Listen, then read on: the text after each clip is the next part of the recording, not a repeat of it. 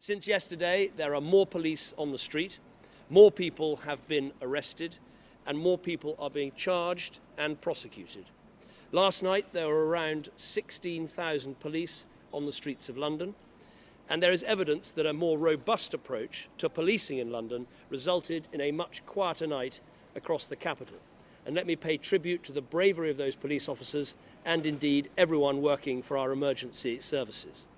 In total, there have been 750 arrests in London since Saturday, with more than 160 people being charged. Today, major police operations are underway as I speak to arrest the criminals who were not picked up last night, but who were picked up on closed-circuit television cameras. Picture by picture, these criminals are being identified and arrested, and we will not let any phony concerns about human rights get in the way of the publication of these pictures and the arrest of these individuals. As I speak, sentences are also being passed.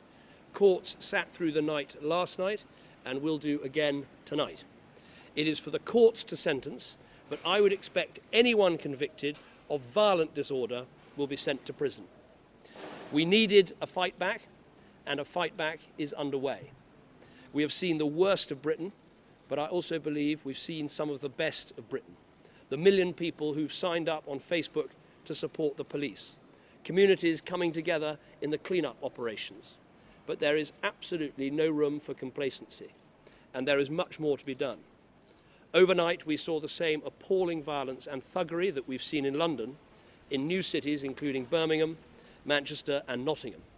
In the West Midlands, 3 men were killed in a hit and run in Birmingham, and the police are working round the clock to get to the bottom of what happened and bring the perpetrator to justice. In Birmingham, over 160 arrests were made. In Salford, up to 1,000 youths were attacking the police at the height of the disturbance.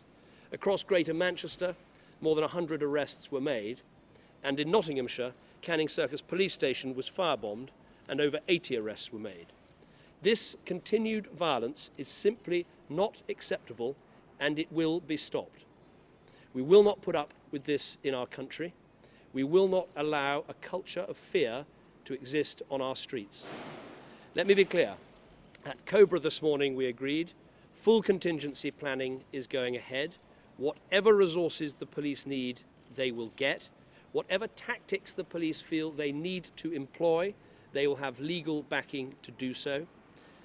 We will do whatever is necessary to restore law and order onto our streets.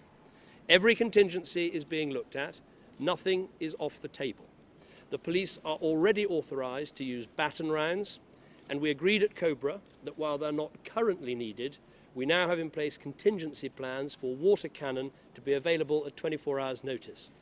It is all too clear that we have a big problem with gangs in our country. For too long, there's been a lack of focus on the complete lack of respect shown by these groups of thugs. I'm clear that they are in no way representative of the vast majority of young people in our country who despise them, frankly, as much as the rest of us do. But there are pockets of our society that are not just broken, but frankly sick. When we see children as young as 12 and 13 looting and laughing, when we see the disgusting sight of an injured young man with people pretending to help him while they are robbing him, it is clear there are things that are badly wrong in our society. For me, the root cause of this mindless selfishness is the same thing that I have spoken about for years. It is a complete lack of responsibility in parts of our society, people allowed to feel that the world owes them something, that their rights outweigh their responsibilities, and that their actions do not have consequences. Well, they do have consequences. We need to have a clearer code of values and standards that we expect people to live by, and stronger penalties if they cross the line. Restoring a stronger sense of responsibility across our society, in every town, in every street, in every estate, is something I'm determined to do. Tomorrow, Cobra will meet again, Cabinet will meet, I'll make a statement to Parliament, I'll set out in full the measures that we'll take to help businesses that have been affected, to help rebuild communities, to help rebuild the shops and buildings that have been damaged, to make sure the homeless are rehoused, to help local authorities in all the ways that are necessary.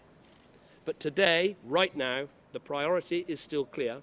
we will take every action necessary to bring order back to our streets.